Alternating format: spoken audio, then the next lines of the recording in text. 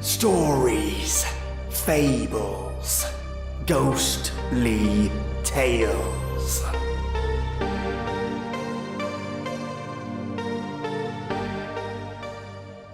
You lie there, you can't sleep. You're not sure why, but you feel like someone is watching you. There is something odd though about your room. The darkness feels especially oppressive this night, and what are those white dots, eerily glowing amidst the black that consumes your room? Welcome, listeners, for your next tale, The Hell Inside My Head by The Wizard of the Woods. What one perceives is not always what truly is. Join me, my lovelies, for a cup of Earl Grey and a hand of my favorite treats, marshmallows. Seriously, it's like eating clouds of joy. The only candy that hugs you as you eat it. Delicious. Don't worry, I'm not going to subject you to me eating marshmallows on the podcast. Goodness, I have more class than that, guys and gals, but I am tempted. Now turn off the lights, turn up the sound, and get ready for something different. Before I start in with what happened, I just need to warn you about a few things. Firstly, I'm not all there in the head.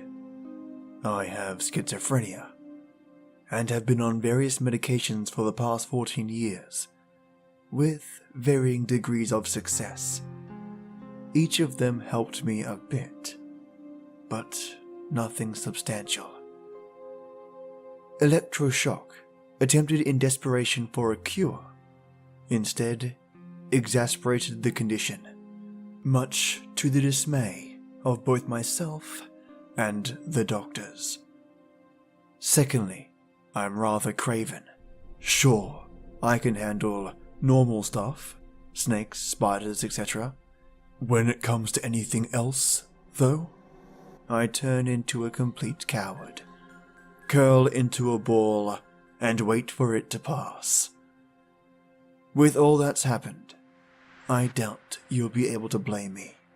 Just trust me on that. Third, and probably most important, everything I am about to tell you happened after the electroshock treatments. Because of this, I entirely blame the doctors for everything that happened. Before that, therapy, sure, I did see the occasional oddity in a hallucination, but afterward, my life became a constant nightmare. Finally, I should probably tell you why I'm writing this in the first place. The short version is, I'm worried how much I'll be able to tell before they get to me again, and I want to get as much out there as I can. Even if no one believes me, I need to send this out in the hope that someone will know how to help me. The doctors took me in for shock therapy. The day after my surgery, I saw the first one. I was lying in the hospital bed. It was as uncomfortable as ever, but I'd been pretty heavily confined to that bed ever since I got to the medical floor. I really didn't have much choice but to get used to it. Dr. Marcus slid open the glass door and came into my room. Good, you're awake. We need to run a basic diagnostic test. Now, I understand that you've had a traumatic experience. However, we need to get this done, and the sooner, the better. So, if you don't mind, can you tell me what you see? Dr. Marcus held up a card with a picture of a pear on it. I see a pear. Are we done? No, afraid not. The doctor's face dropped into a regretful frown. Here's the next card. What do you see? This time, the picture was of a home and family. It looked like it was drawn by a 3-year-old. It's a house and a family. Is this really necessary? I'd like to get up and stretch my legs. Please, be patient, Ray. I guess he thought that using my name would make me feel better. I need you to identify one more picture for me. Here, just tell me what you see. Another card. This time, though, the picture creeped me out. It looked like a shadow of a person if it stood up. There was no one attached to it, just the figure. It was entirely pitch black, with no features, save for 2 tiny pinpricks where the eyes would be. They looked like stars in the night sky. This was how it started, and I would soon come to regard that image with utter dread. I see a shadowy person with stars for eyes. Where did you get that one? I don't remember it from last time. I wasn't lying. This was a test I had taken many times. Each time they wanted to assess how a new treatment or medication was working, they gave me this test. It was easy. I had actually memorized all the cards by this point, but that one was definitely new. Dr. Marcus gave me a look that was unlike any he had seen before. A mix of puzzlement and confusion, and maybe disbelief. Regardless, he made a strange face and looked at the card himself. "Are you sure that's what you see here?" he asked, turning the card to me again. This time I did recognize the card. It wasn't the figure from before. It was instead a crudely drawn police officer standing next to a crudely drawn police cruiser. What had happened to the photo from before? Or was this the real photo, and the last one fake? I hate asking myself questions like that. I learned long ago that when you live the way I live, inquiries about what's real and what's not real tend to go unanswered, and end up running you in circles until you're too exhausted to think. I dropped the thought from my mind to avoid the hassle.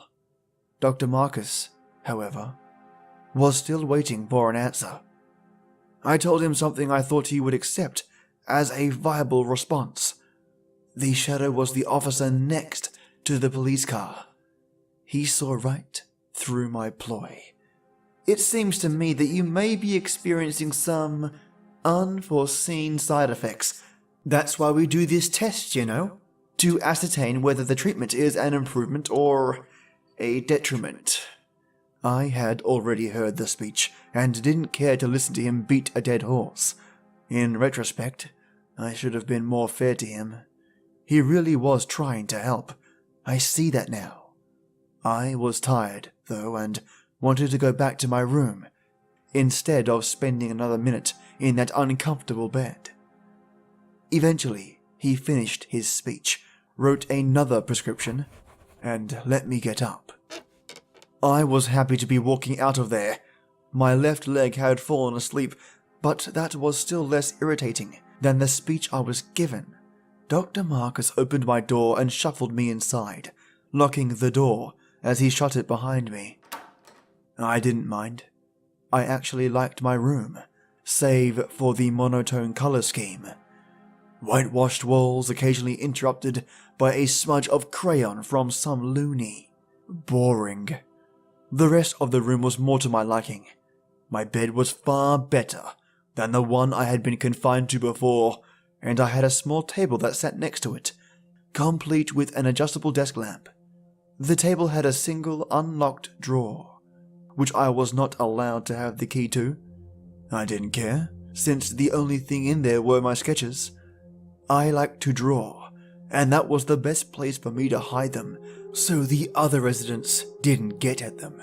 They were like damn vultures, I swear, picking at everything, regardless of whether they had any actual interest in it. You may have realized at this point that the room I've just described sounds a lot like a room at a mental institution. Actually, I suppose everything I've talked about so far does, doesn't it? If so, you earned yourself a cookie, because in the 4 years leading up to my electroshock treatment, I had been living at Augustinian Institute for the Mentally Unstable. That translates roughly as the loony bin, in case you couldn't tell. Prior to those 4 years, I lived with my parents. We dealt with my illness as a family, and despite any preconceived notions you may have, we were happy. Mum would make breakfast for me every morning, and Dad would watch TV with me. Our house was a safe place for me, and I actually had a better time dealing with the hallucinations when I was at home. With me being so messed up in the head, I'm kinda surprised at how perfect my family life was. Then, quick as a wink, that life ended. My parents went out for a night on the town. Heavy rain was pouring down that night. I remember it keeping me awake. Apparently, the soaked, cobbled road was a bad match for the tires on my parents' car, and they skidded off into a ditch. Neither one made it out, and that's all I'm going to say about it. It's a touchy subject for me, as you can imagine. With no relatives left, I was placed in the care of my physician, the aforementioned Dr. Marcus. He and the other doctors had only one goal in mind for me: get me healthy enough to boot out the front door so they can bring in another guinea pig. Bad news for them. None of their drugs worked. I was carefully monitored for the next 4 years, bringing us back to the electroshock and the events that took place afterward. I sat down on my bed and retrieved my sketching supplies from the drawer. When I would get really bored, it would help to draw something interesting that happened from the day. Well, I had been resting for most of the day, which really only left the strange flashcard to consider. I drew my rendition of Dr. Marcus holding up the card. When I tried to draw what was on the card, though, I couldn't. I didn't remember what it was. I do now, obviously, but for whatever reason, at that moment, it was as though the card was blank, both on paper and in reality. I laid back in my bed, getting a headache. I wanted the day to end, and so, despite resting 15 hours post-op, I fell asleep. I woke up very early the next morning. I didn't have access to a clock or watch, but there was no light streaming in through the barred window above my bed. It must have been before dawn. The doctors didn't open the doors until 8 each morning, so I was stuck in there in my boredom, waiting. I didn't want to wake the person in the room across the hall from me, so I left my lamp off. Instead, I sat in the darkness, just waiting. Out of the corner of my eye, I thought I saw something move in my room. I turned to look, but found nothing. As I rolled back to face the door, however, I came face to face with a horrific sight. Utter darkness, a shadow in a room of shadows, and 2 white stars coalesced into a humanoid form. The monster from the card had followed me. It had crawled on all fours onto my bed and was at eye level, just inches from my face. Its white, pinprick eyes stared into mine, a void of emotion lacking in characteristic. I clamped my eyes shut and curled into the fetal position. I started crying, praying for it to be over. I could hear it, right next to me. It was breathing in my ear. The hot breath emanated from nowhere, as the monster had no mouth or nose. It stayed there for minutes on end, just breathing louder and louder. I almost wished it would just get it over with. Then, quickly as it started, the breathing ceased. Only the hum of electricity remained, coming from the walls. I didn't open my eyes for a very long time, too scared of what I might see. When I finally did open them, it was still dark, and the creature was gone. I quickly flipped on the lamp to make sure it wasn't hiding in the shadows. My room was devoid of inhabitants, save for me. I started to calm down and quickly became embarrassed. I didn't envy the nurse that would have to take my pants to be washed. Across the hall, I could hear someone stirring. I figured it was a patient, but I didn't want to be left in the dark again. I angled the light away from the door as best I could and tried to get back to sleep. To no avail. Eventually, the sun rose and the doors were unlocked. The nurses gave me a change of clothes, clearly annoyed and a little disgusted. I told Dr. Marcus about what happened to me, for no other reason than to let him document it. He was obviously concerned for me and decided to give me some meds to help with the hallucinations. I took them gladly. No way did I want to see that again. The drugs had side effects, but they sure as hell worked. I didn't see anything out of the ordinary for months. I was so relieved after the first week that I actually thanked Dr. Marcus for all he had done for me. The look on his face was priceless, but I really meant it, and he could tell. I think he lightened up on me after that. He actually started taking an interest in my issues, and in helping deal with the side effects of my meds. For 3 months, my life at the Institute was the best it had ever been. Then, in a moment of stupidity, I slipped up. One of the nurses forgot to prepare my psych meds, and I forgot to remind them. I didn't even realize that the mistake had occurred, because even off the pills, everything was fine. I still slept soundly that night and the night after, and saw nothing strange either day.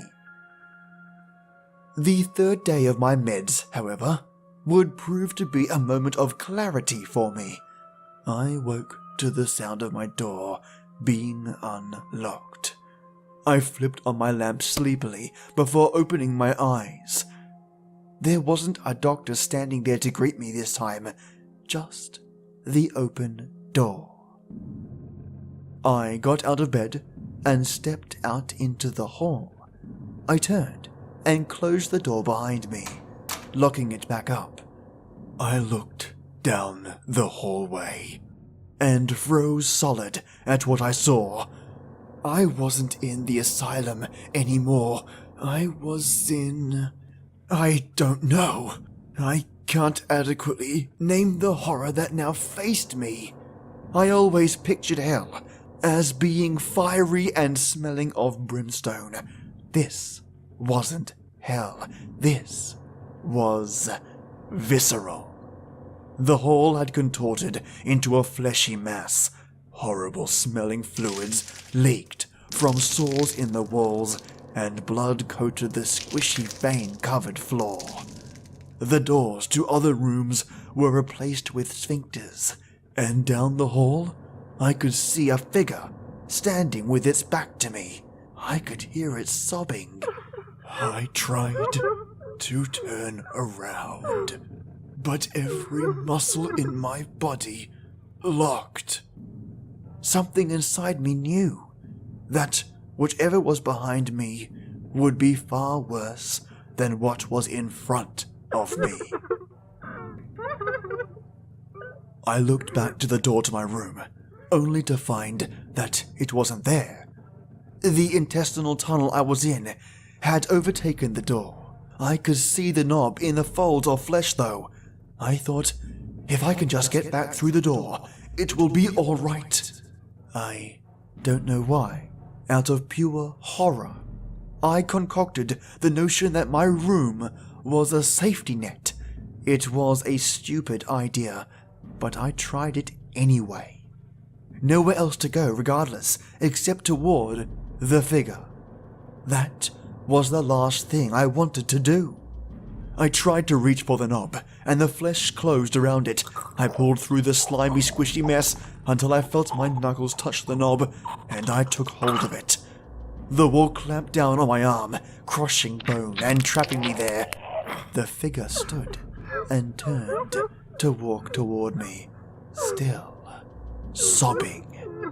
Its pitch black skin was broken only by its pinprick white eyes, which leaked a grey fluid that oozed down its cheeks.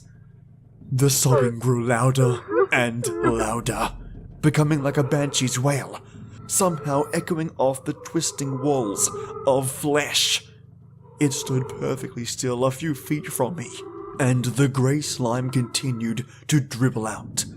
My crushed arm felt like it was on fire, and my blood sloshed to the floor, mixing with the gore. I started crying out for help, and inside I was praying that this was a dream or vision. Then, for the first time, the monster spoke, a horrible, ghastly, grating voice. It was utterly inhuman, and that alone gave me strong goosebumps over my entire body. There was no movement of its face, as it had no mouth with which to speak. This made the sound all the more horrible, but it was what the creature said that was truly terrifying. We are in you now, and you are in us. Neither can escape, and you cannot stop us now. My knees gave out, and I dropped to the floor, sloshing the various fluids where I hit. I started bawling, waiting for whatever horrible thing the shadow had planned for me. I felt warm hands on my shoulders, and I flinched, cringing away from the evil being that had caught me in its web of sinew. It spoke again.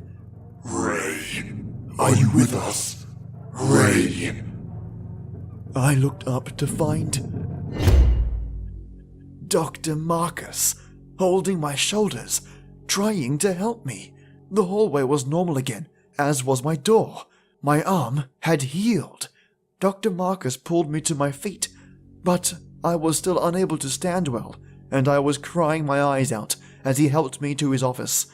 It was more than an hour before I calmed down enough to tell him what happened. I spared no detail, watching as his face switched between visages of horror, disgust, concern, and outright fear. These looks made me more frightened, because this was the only time I ever saw Dr. Marcus afraid of what a patient reported seeing. He made certain that the nurses never forgot my meds again. They didn't work anymore, though. I don't know why. I was really scared of this, though, because I was still hallucinating. Flames in the hallway, meals made of maggots, and the damnable creatures that stalked me in the darkness of my room. Once they realized that nothing was helping anymore, they had no choice but to cast me out. I couldn't benefit from their type of help anymore, and they needed the space. I went back to the home I knew before. It's been 27 days, and each day the visions get more and more intense. The starry-eyed shadows have been following me everywhere. The only place they cannot reach me is in my home. They've gotten more creative since the asylum. Everywhere I go, the scenery and people turn into fleshy piles and shadows, all in the blink of an eye. Sometimes the people wouldn't be shadows, but instead twisted, mutilated corpses. It doesn't stop there. If I try to go anywhere, they corner me, cut me open, burn me. I feel everything. The agonizing pain of mutilation. It's torture. Literally. I can't go anywhere. I'm starting to run out of food. I don't trust canned foods at all anymore. It's like a goddamn game of surprise. What's inside this time? A bunch of eyes? Strands of hair? The distortions have invaded my home. Even now, the walls in the living room are pulsating like a heartbeat, and the TV only shows static. I don't think anyone will believe me, and I'm scared to go outside. They have me surrounded. I think they are waiting for me to leave.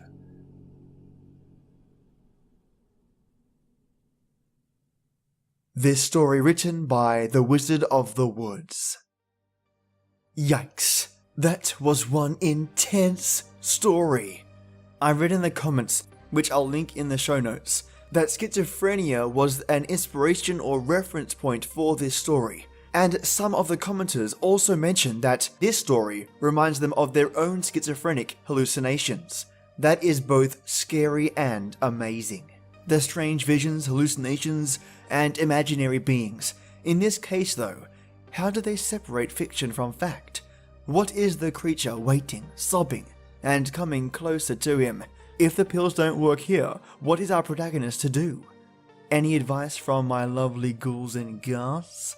Either way, thank you so much for listening. Stick with me Wednesday. I'm going to try and shake it up a bit. And as always, feel free to reach out to me on StoriesFablesGhostlyTales@gmail.com. Say hi, ask me questions, send me stories. I'm here to listen to you and to share stories from all around the world just for you. So swing on by. I'll see you Wednesday. And for now, till next time.